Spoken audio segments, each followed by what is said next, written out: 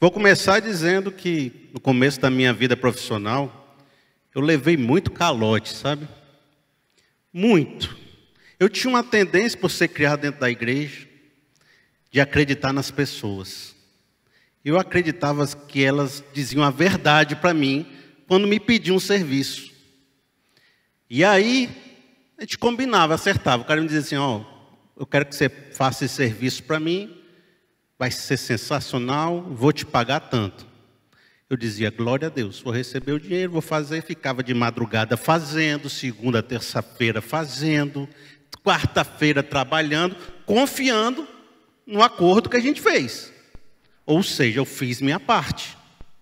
Né? Não dei minha palavra e fiz minha parte. Chegava no dia de pagar, não, mas é que o cheque que a pessoa passou ainda não compensou. E como hoje é sexta-feira, só vou botar na segunda. Aí na quarta-feira eu falo contigo. Aí chegava quarta-feira, não é porque caiu outro cheque meu no mesmo dia, que levou o seu dinheiro. Aí quando você via, ficava aquele negócio de, estou passando aí, estou na esquina. Sabe aquelas propagandas? Propaganda não, aquelas matérias de jornal que passava o dono do posto assim, com um bocado de cheque sem fundo. Dizendo assim, não, aqui os clientes aqui, tudo cheque sem fundo. Olha, paga aqui no meu posto. Chegava a ter 70% da minha folha a receber de calote. Por quê? Porque eu acreditava nas pessoas. Eu dizia, não é possível que o fulano não vai me pagar. Ele prometeu, a pessoa disse que ia pagar. Se ela disse, ela vai fazer o que ela disse. Eu tive que aprender a não confiar nas pessoas para poder conseguir viver nesse mundo. Você já aprendeu isso? Perde um pouco da inocência de criança quando você começa a entender que nem sempre as pessoas falam a verdade para você. Eu tive que mudar, segundo os coaches, meu mindset de acredito nas pessoas para não acredito mais. Só acredito se, aí foi o meu se, ela me provar que ela é uma boa pacadora. Comecei a cobrar à vista. Antecipado, que nem avião, você paga a passagem e depois você voa. Aí fugi uns 4, mas comecei a receber em dia. Tive menos clientes, mas consegui ganhar mais. Quando o cara ia provando que era um bom pagador, o que eu fazia? Eu começava a dar tempo para ele pagar, prazo para ele pagar, né? Então fui aprendendo, eu não posso confiar nas pessoas. Eu tenho que confiar no que elas fazem, não no que elas dizem. Você já entendeu isso? Às vezes a gente tem que olhar mais o que a pessoa faz do que o que ela diz. Tem um texto na Bíblia que eu gosto muito por causa disso. Eu vou usar esse texto de introdução. Olha só o que diz, ó. Mateus 21, 28, diz assim. Ó Jesus, o que acho? Havia um homem que tinha 2 filhos. Chegando ao primeiro, disse, filho, vá trabalhar hoje na vinha. Este respondeu, não quero. Mas depois mudou de ideia e foi. O pai chegou a outro filho e disse a mesma coisa. Ele respondeu, sim, senhor, mas não foi. Qual dos 2 fez a vontade do pai? O primeiro, responderam eles. Jesus lhe disse, digo-lhes a verdade, os publicanos e as prostitutas estão entrando antes de vocês no reino de Deus. Antes de eu pegar essa última frase de Jesus, eu gosto dessa ideia que Jesus passou. Jesus falou, tem 2 tipos de pessoa aqui. Uma que diz que vai fazer uma coisa e não faz. A outra que diz que nem ia fazer e fez. Mas quem foi que fez de verdade? A que disse que ia fazer ou a que fez? Por isso que Jesus disse, pelos frutos vos conhecereis. Porque conversa todo mundo tem. É como se Jesus dissesse assim, meu amigo, você é bom pagador? A pessoa dissesse, sou. Cadê teus boletos? Deixa eu ver. Ah, não, mas peraí, Jesus. Peraí, não dá para ver assim agora não. Deixa eu virar o mês que eu te mostro, né? Quem diz se tu é bom pagador é o teu extrato, não é nem tua palavra não. Quero ver. Os teus resultados mostram aquilo que você fala? Aí eu aprendi uma coisa, principalmente nesse ponto aí. Não dá para... É assim, existe um mundo que mostram para a gente, que é aquilo que o povo diz, que a sociedade diz. Existe um ser humano que você está conversando, que ele está mostrando aquilo que ele quer que você ache que ele é. E existe aquilo que ele é no íntimo, de verdade, as verdadeiras intenções dele. Entenderam isso que eu estou dizendo? Existe aquilo que você, quando conversa com alguém, ele diz: eu sou isso, eu sou pontual, eu sou bom pagador, eu sou uma pessoa fiel, eu não traio a minha esposa. E existe aquilo que ele é de fato no coração dele e as coisas que ele faz de verdade. E a sociedade toda é meio assim. Tanto que Jesus vai dizer, e vai botar uma grande força no seu discurso, de dizer o seguinte: essa sociedade aqui é toda cheia de hipocrisia. Hipocrisia vem da palavra, né, ator. É todo mundo fazendo uma atuação, todo mundo fingindo que é alguma coisa, mas no interior de vocês está tudo podre.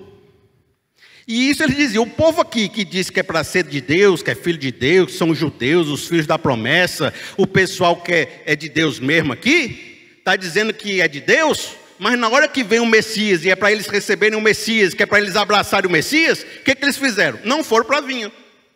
Agora as prostitutas, os publicanos, os pecadores, o pessoal que dizia que nem queria Deus, foi só chegar Jesus, abraçou, se converteu, né? Está aos pés do Senhor, arrependido, clamando a Deus. Então quem é os filhos de Deus de verdade? O que diz que é? Ou aquele que recebeu Jesus Cristo como seu Salvador? Dá até para você fazer aquela reflexão, né? Quem é o crente de verdade, né? Aquele que diz que é crente, ou é aquele que nas suas ações demonstra essa fé? Mas isso que eu estou falando para vocês já é meio batido, certo? Eu já prego isso muitas vezes, a gente aqui na igreja já prega isso muitas vezes, nem vou aprofundar não. O que eu queria que você entendesse nesse primeiro ponto aqui, é que existe algo visível que a gente enxerga nas pessoas, que elas comunicam para a gente, e existe algo invisível que estão dentro do coração delas, que muitas vezes a gente não tem como acessar, e é pelas obras que a gente consegue identificar se ela está falando a verdade ou mentira. E nesse caso aqui inicial, eu estou colocando mesquinharias, invejas, ódio. A pessoa fala contigo achando que te ama, né? Você diz: fulano me ama, mas por trás ela tem inveja de ti. As inimigas, né? Tem inveja de ti, mas trata bem no trabalho. Aí na frente está dizendo uma coisa, mas no coração está sentindo outra. Então, existem muitos sentimentos, pecados ocultos, pecados escondidos, desejos torpes no coração, ganâncias, ambições, narcisismos. Né? Tem uma situação difícil. Mas quando eu vou crescendo espiritualmente, amadurecendo espiritualmente, crescendo como pessoa, estudando a vida, conhecendo o ser humano, conversando com outras pessoas, a gente percebe que existe mais camadas nesse oculto da alma, e talvez seja aqui que eu queira aprofundar mais com vocês. Que nem sempre o que uma pessoa esconde de si, que não conta para nós, é porque está escondendo uma safadeza, é porque está escondendo uma malandragem, é porque é meio, né, falso. Há muitas coisas que o coração da gente guarda que diz respeito a outras coisas. Eu vou contar um exemplo, eu vou usar o exemplo de casamento. E eu não quero falar de casamento, eu estou usando o exemplo de casamento para você entender o que eu quero dizer com outros quartos no nosso coração que estão escondidos do público visível, certo? Às vezes a gente, pense aí no seu casamento, a gente passa anos com a esposa, com o marido, e você já falou tantas vezes para o seu marido mudar, você já falou tantas vezes para a sua esposa uma situação que afligia a sua alma, você já se desgastou tanto, já ficou tão chateado, já se cansou de brigar por tal coisa, que chega uma hora que você se cala e não fala mais. Aí você começa a esconder o sentimento, porque começou a desacreditar que é possível mudar alguma coisa. Perdeu a admiração, talvez nem ame mais o marido, mas está dormindo com ele toda noite, mas está em silêncio na cama. É como se você visse a pessoa do lado, a pessoa achasse que estava tudo bem, porque você não está falando nenhuma briga, mas você não está brigando porque você se cansou de brigar. E escondeu o sentimento no coração de tal forma que agora você sofre sozinho. Você guardou a ferida, guardou o sentimento. Isso é uma dor guardada. Ela não é uma safadeza, ela não é uma malandragem, Ela não é um desejo torpe. Ela é, às vezes, um amor não correspondido. Ela é um sentimento de que você foi agredido, não sabe o que fazer com essa agressão e guarda a agressão, porque já tentou falar, já tentou mexer, não sabe o que fazer com isso, aí você guarda, porque continuar falando machuca. Porque quando você fala com o outro, sabe o que o outro faz? Desmerece o que você está falando, não valida o que você disse. O que é não validar? Você dizer, olha, senhor, eu estou sentindo que a gente está se distanciando como casal. Aí a pessoa diz, deixa para lá, isso aí é fuleiragem, você sempre foi assim. Toda hora fica me impressionando também. Aí você não valida o sentimento. Aí a pessoa diz, rapaz, toda vez que eu falo, a pessoa diz que eu não valho nada, o que eu vou fazer? Não vou mais falar. Aí você se cala. A pessoa só vem com agressão para cima de você, só vem lhe apontando, lhe julgando. Se você tem algo no coração difícil, você quer falar, outra pessoa só faz julgar você, o que você faz? Você fala? Você guarda. Tem um verso que diz assim, ó. É um verso que Jesus usa para uma coisa, mas eu gosto muito, Mateus 7,6. Não deem o que é sagrado aos cães, nem atire as suas pérolas aos porcos. Caso contrário, estes pisarão e aqueles, voltando-se contra vocês, os despedaçarão. Às vezes a gente pensa assim, rapaz, se eu continuar me abrindo para quem não me quer, ele só vai pegar meu sentimento e pisar em cima dele. Eu estou usando casamento como um exemplo, certo? Lembrando que você pode aplicar em várias áreas da sua vida. Para que eu vou me doar para alguém que quando eu me dou só faz me desprezar? Para que eu vou me abrir, colocar todo o meu sentimento para uma pessoa que não recebe esse sentimento com carinho? Aí o que você faz? Você esconde. Você guarda, fica lá no seu coração. Então, a gente começa a entender que o coração tem coisas ocultas como intenções erradas, invejas, ambições, hipocrisias do mal, né? Mas ele tem feridas, tem amarguras, tem ressentimentos, tem dores, tem carências, que você preferiu ocultar porque estava doendo muito falar. E aí, se você começar a cavucar essa história, você vai começar a perceber que tem muito mais aqui. Sabe, eu vou dar um exemplo de muito mais quartos que você pode achar oculto na sua alma. Tem gente, por exemplo, que é um jogador de futebol que não joga futebol. Você, criança, pensou que ia jogar no Fortaleza, ia jogar no Ceará, você ia ser jogador profissional. Você até entrou no clube, mas por causa da vida, você não foi para frente. Mas quem disse para você que no seu coração você não é um jogador? Mesmo você com 40 anos, nem dá mais o joelho para jogar. Você assistindo futebol na televisão, você assiste dizendo, sou eu ali jogando. Que eu sou um jogador na alma. Mesmo que eu não tenha virado um jogador, de verdade. Eu sou um jogador na alma. Então tem jogadores profissionais aqui que nunca jogaram. Mas no seu interior são jogadores de futebol. Tem pessoas aqui, por exemplo, que são músicos, só não cantam em lugar nenhum. Ninguém deu oportunidade, ninguém deu espaço. Não tem uma guitarra em casa, mas se você perguntar, ele é um músico. Mas está guardado. Está lá dentro, em algum lugar. Mas ele sabe que ele é músico, só os outros que não sabem. Mas ele sabe que ele é. Tem gente que é uma esposa maravilhosa, só nunca se casou. Entendeu? Tem gente que nunca se casou, mas é uma esposa maravilhosa. É porque nunca teve a oportunidade de casar, mas no seu coração é uma esposa maravilhosa. Tem gente que é um pai maravilhoso, só nunca teve filho. Mas no seu coração é um pai. Então também há muito no nosso coração dos nossos sonhos, sonhos às vezes enterrados, expectativas, esperanças, estão lá dentro. Embora a gente muitas vezes não saiba que você pensa essas coisas. Eu até diga, você é um cara que não tem futuro, eu não gosto de você, você é uma pessoa simples. Aí você diz o seguinte, você nem me conhece.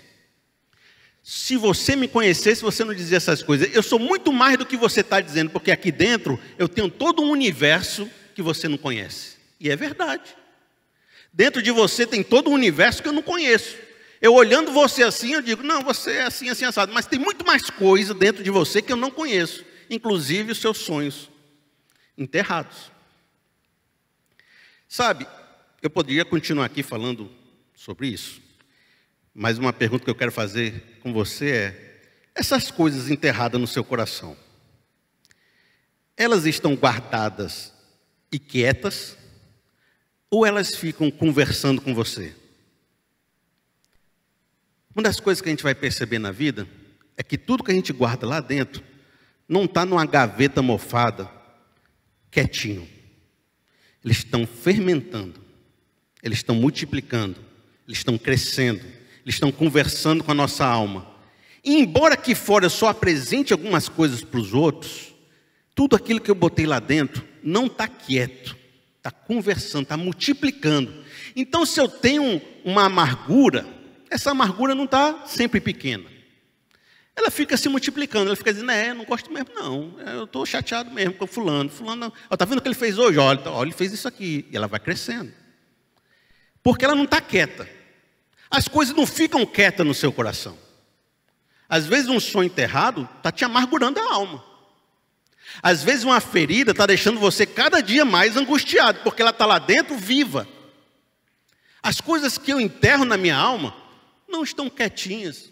Elas mexem com o seu emocional, elas às vezes se tornam até um demônio. Demônio no sentido figurado. Começa a tomar conta dos seus sentimentos, começa a tomar conta da sua vida. Daqui a pouco você está reagindo de um jeito que nem imaginava estar reagindo, porque aquela ferida aqui tomou você.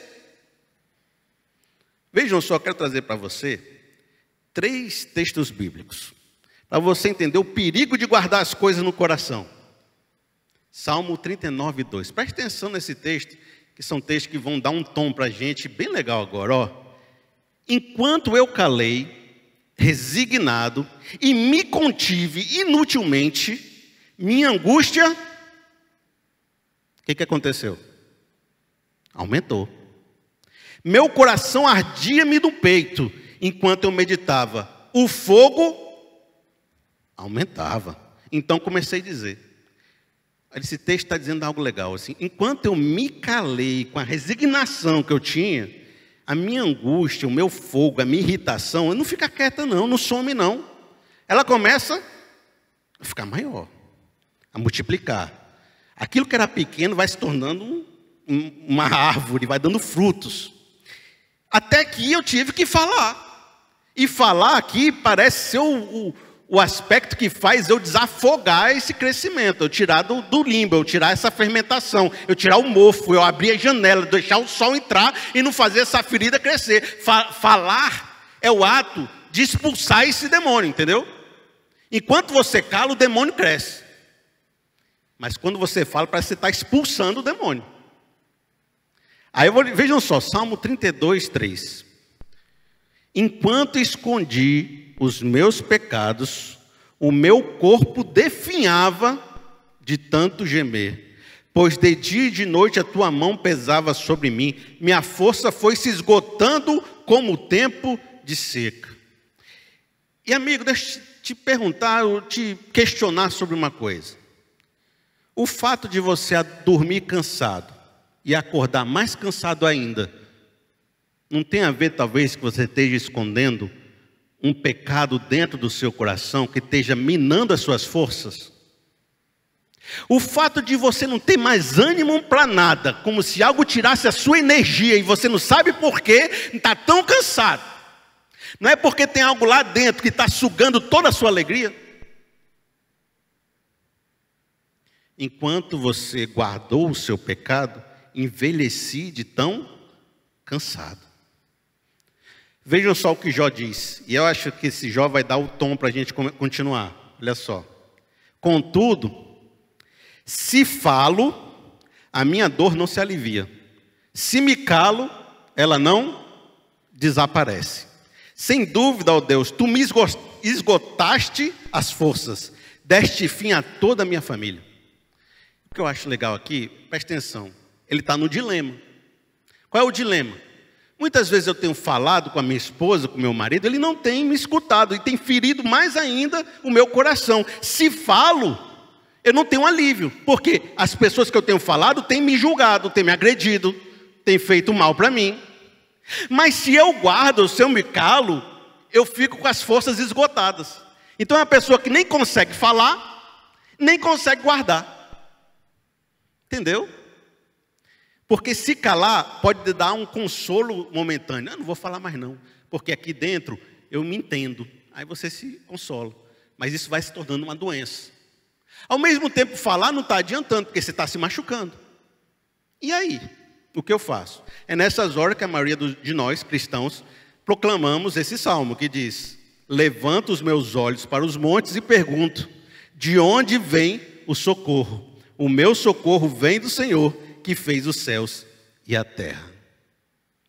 Por isso que a espiritualidade, a fé cristã, o amor a Deus, a conversão, a presença do Espírito Santo dentro de nós, é um instrumento poderoso para não deixar a gente enlouquecer, não deixar a gente ficar doido.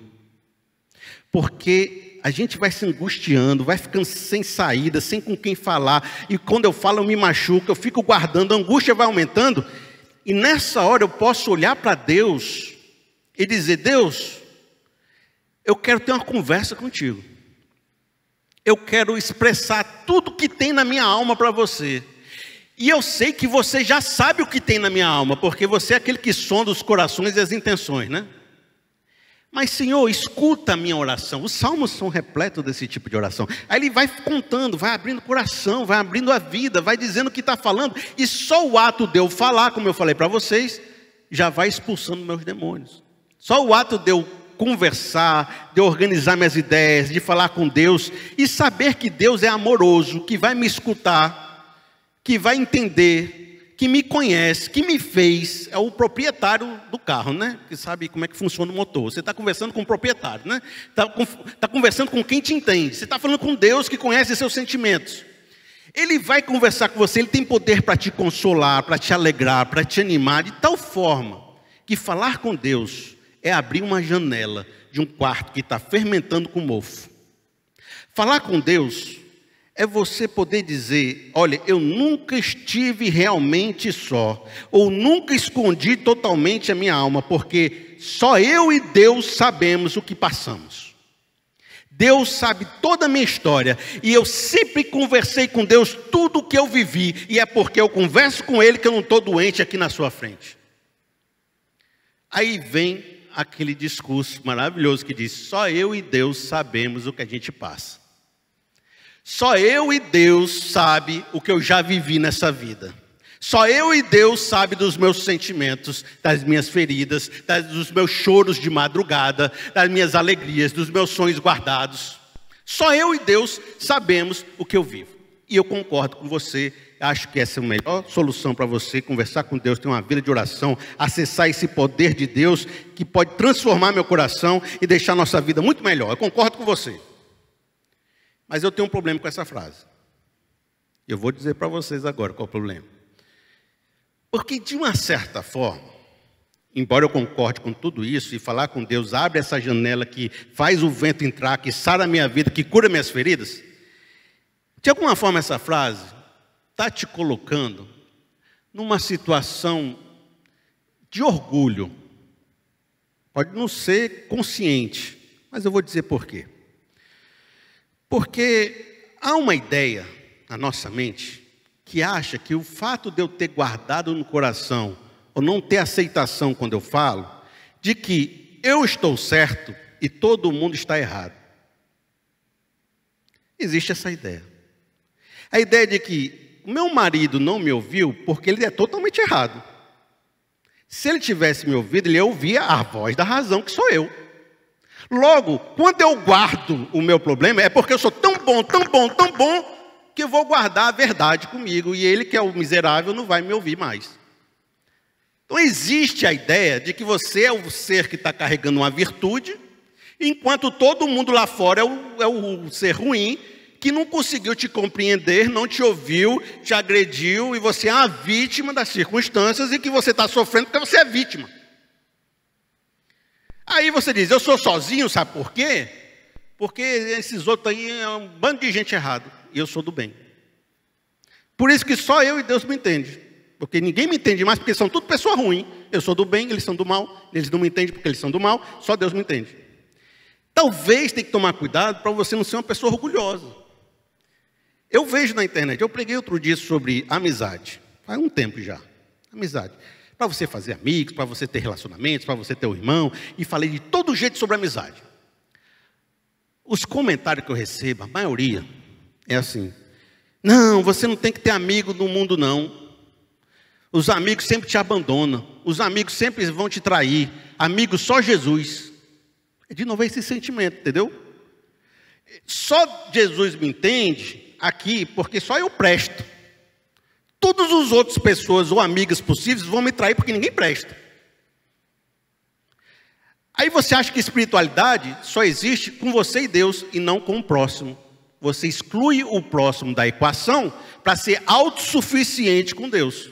Só eu e Deus que me entende e todo o resto não diz respeito à minha espiritualidade. Uns aos outros sai para lá. É só eu e Deus e não relacionamento. Por causa a espécie de identidade que diz que só eu sou o portador da virtude e o próximo que não me entende deve estar equivocado de alguma forma. Você já entendeu que você pode não estar certo? E de que você não é o portador de toda a virtude do mundo? E que o diálogo, a conversa, faz você poder compreender também a vida do outro, assim como o outro pode entender a sua vida e você construir um relacionamento melhor? E que o isolamento e o silêncio é a quebra desse processo? Que Deus nos criou para ser uma comunidade, para ter relacionamento. O ser humano não foi criado para ser sozinho. A gente foi criado para ser uma comunidade interdependente. E quando você diz que só eu e Deus me basta, porque eu conversei com Deus e a gente está bem com isso, eu quero dizer uma coisa, não é com Deus que você está conversando. Porque Deus vai mandar você se relacionar com os outros. Se você está dizendo, não, só eu e Deus me basta, não preciso de mais ninguém, Deus me entende, não é Deus que você está falando, você está falando com Satanás, com alguém. Porque Deus vai dizer, vai lá se relacionar com o próximo, porque eu criei o próximo para te ajudar na caminhada. Ah, não, mas é só eu sozinho, então não é Deus que você está falando. Até Jesus arranjou 12 mal acabados para andar junto com ele. Se Jesus arranjou 12 mal acabados, você consegue arranjar os seus mal acabados para andar junto também e não ficar achando que você é superior a todo mundo, que você pode andar junto com as pessoas. Então, se você diz, só eu presto e ninguém presta, só eu e Deus me basto, isso não é a revelação de Deus. A revelação de Deus é se junte com o outro, converse com o outro, porque o outro tem dons, capacidades para ministrar na sua vida e você tem dons, capacidades para ministrar na vida dele. E esse relacionamento faz vocês dois crescerem.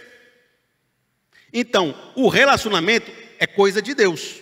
Você excluir o relacionamento da equação, você está excluindo Deus da equação.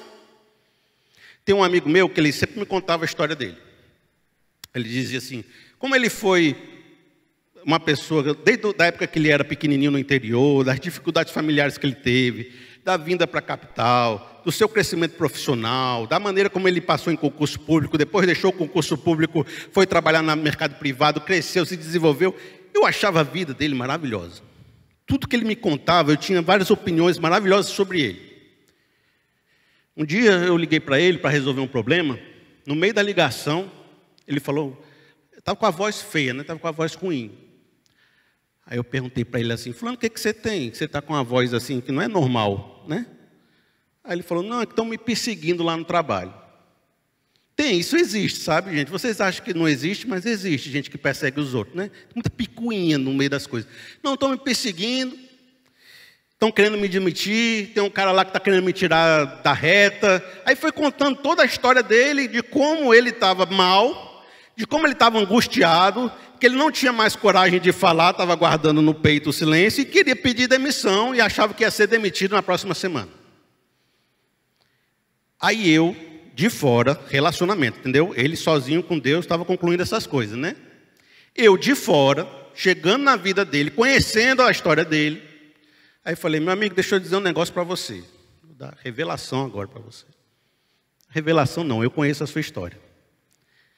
Aí eu falei assim, olha, vou dizer um negócio para você, você tem que ter fé para acreditar. Eu acho tudo que você está falando aí besteira. Eu vou dizer por quê. Porque quando eu ouvi a sua história, eu percebi que Deus está sobre a sua vida.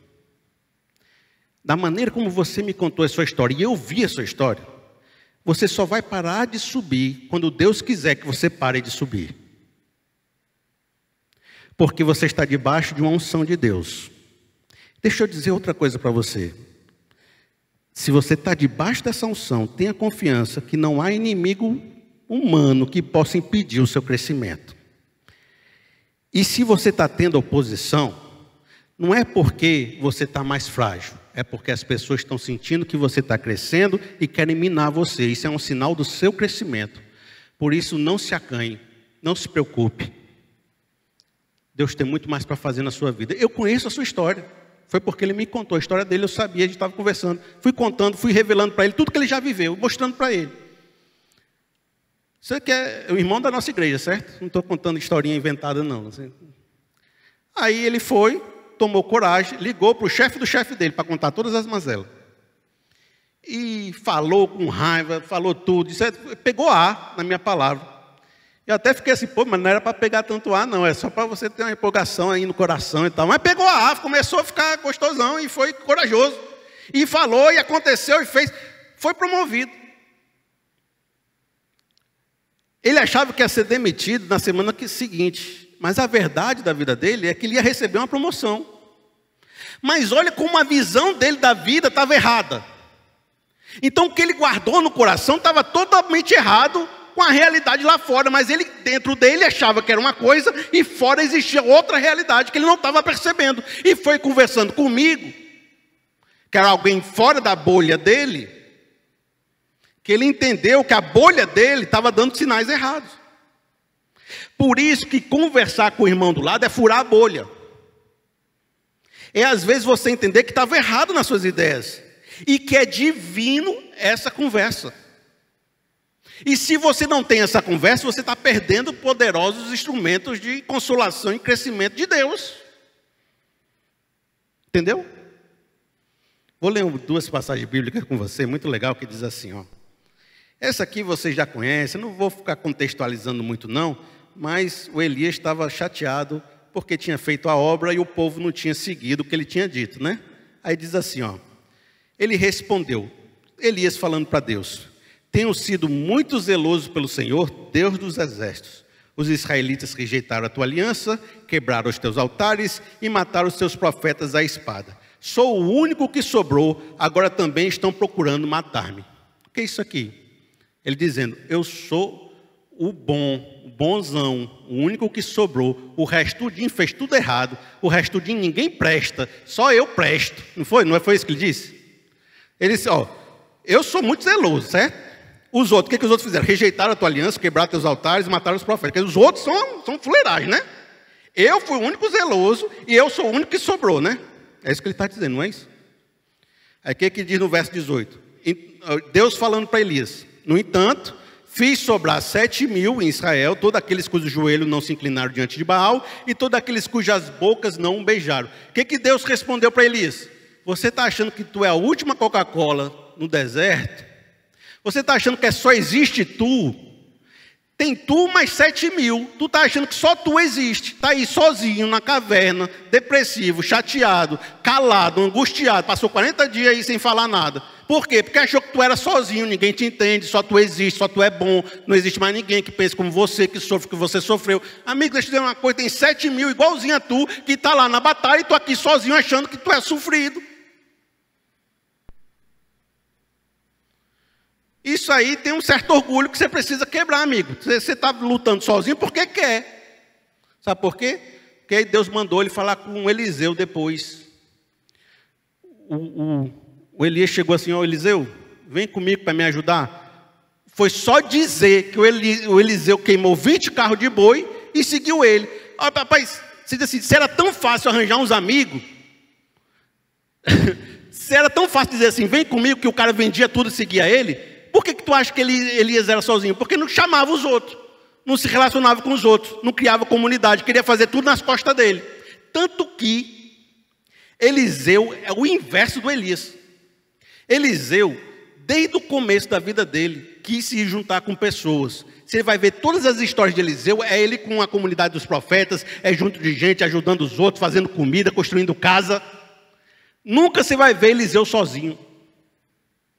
Aí sabe o que diz? Que ele tem a porção dobrada do Espírito. Mesmo que você quer ter uma porção do Espírito, faça as coisas sozinho. Você quer ter duas, faça com os outros.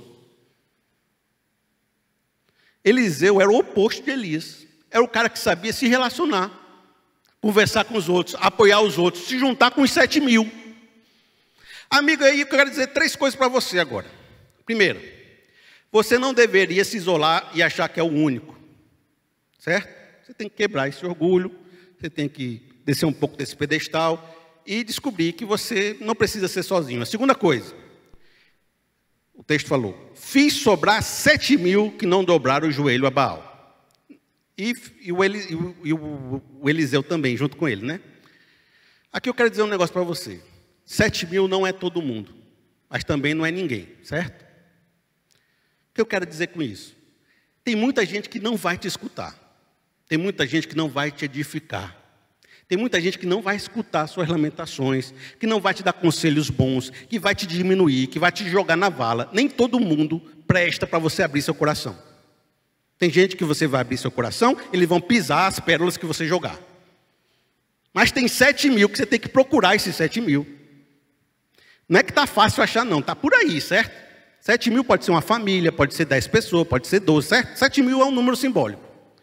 Tem 7.000 que, se você procurar, estão lá, que pensam como você, que adoram o mesmo Deus que você adora, que tem o sentimento de poder lhe ajudar da maneira como você espera que lhe ajude, que vão saber te ouvir, vão saber validar seu sentimento, vão ter palavras de consolo, vão ter palavras de ajuda. Mas esses 7.000 estão por aí, e você tem que encontrar. Você tem que se desenvolver, você tem que criar amizade com esses 7.000, você tem que botar para fora, você tem que se expor, encontrar esse pessoal, certo? Não é todo mundo. Tem gente que, se você se abrir, você vai se machucar. Então essa aqui, ó, você tem que ir botando um pouquinho de lado, deixar Deus fazer a obra na vida dela. Mas se você precisa falar, você precisa de gente para andar contigo, tem 7.000, e esses 7.000 estão em algum lugar, e Deus que te revela em nome de Jesus para você encontrar esse pessoal. Tá certo? Então tem 7.000 aí que pode abrir. Agora, a última coisa que eu tenho para falar com vocês, talvez seja uma das mais importantes, e eu vou falar aqui bem direitinho, diz assim: precisamos aprender a lidar com o fato que a vida é um lugar desconfortável. Certo? O que eu quero dizer com isso? É que a gente está falando aqui do final do processo, ou seja, você se machucou, você guardou no coração, aquilo fermentou, adoeceu a sua alma, acabou com as suas energias. E eu estou dizendo, encontre alguém para compartilhar, converse com Deus para Ele consolar seu coração, né? Não deixe isso amargar a sua vida, abra uma janela. Eu estou falando do final do processo. Você está curando um problema que aconteceu, certo? É como se você estivesse tomando remédio para a doença que já se estabeleceu. Eu queria que você entendesse que a vida é um lugar que gera essa dor, certo? Igual eu tive que aprender que as pessoas são desonestas no começo da palavra. Lembra que eu falei no começo da palavra? Que eu achava que todo mundo era honesto, por isso levava calote atrás de calote. Então, tem gente que acha que a vida é um lugar bonzinho, que nada de ruim vai acontecer, e está toda hora se magoando por causa disso. E eu estou dizendo, a vida é um lugar que massacra a gente, que pisa nas pérolas que a gente joga. Por isso, em vez de estar toda hora pedindo socorro, que é o que vai acontecer com a amargura que se estabeleceu no seu coração, aprenda a lidar com a vida de forma que ela não te magoe tanto. E você não tenha tanta coisa escondida no coração para guardar. Ou seja, há uma parte da fé que diz, vamos consolar o seu coração, vamos ter misericórdia, vamos abraçar o caído. E a outra parte da fé que diz, seja mais resiliente. Seja mais perseverante, seja mais forte na estrutura, confie em Deus, tenha fé, supere os problemas que você tem, não se deixe abater, voe como águias. Aqueles que esperam no Senhor renovarão as suas forças, correrão e não se cansarão, subirão, né? Lembra? Há uma parte da fé que diz, não seja tão frágil, Não seja tão passível a tudo afetar a sua mente. Toda hora que alguém fala alguma coisa, você está triste. Toda alguém fala, o cara te agrediu de alguma forma, agora você já acha que não é mais ninguém na vida. Tem que fazer, toda hora tem que estar, meu irmão, me acuda, porque fulana falou isso de mim. Seja mais forte. Seja mais resiliente. Aprenda a lidar com seus sentimentos. E, por exemplo, vamos voltar para o casamento. Você está lá falando, meu marido não me escuta. Eu fico pedindo amor para ele, meu marido não me escuta. Eu fico querendo que ele seja mais carinhoso, que ele esteja mais presente, que ele esteja mais isso, ele não me escuta. Mas você sabe, meu amigo, tem gente que tem uma carência emocional que não tem fundo. Às vezes a pessoa está se magoando muito porque ela não soube lidar com uma carência emocional dela. Ela toda hora quer mais, aquilo se torna um ciúme patológico, não deixa o cara solto, não deixa o cara pensar em nada, falar em nada. Eu estou usando o exemplo, homem e mulher pode ser inverso, certo? Não tem que fazer nada. A pessoa tem uma série de problemas que poderia estar ajustando para não ficar tão frágil a quando a pessoa diz, vem para cá ou vem para lá. Se tudo que o seu marido e a sua mulher fala te magoa, você está muito frágil.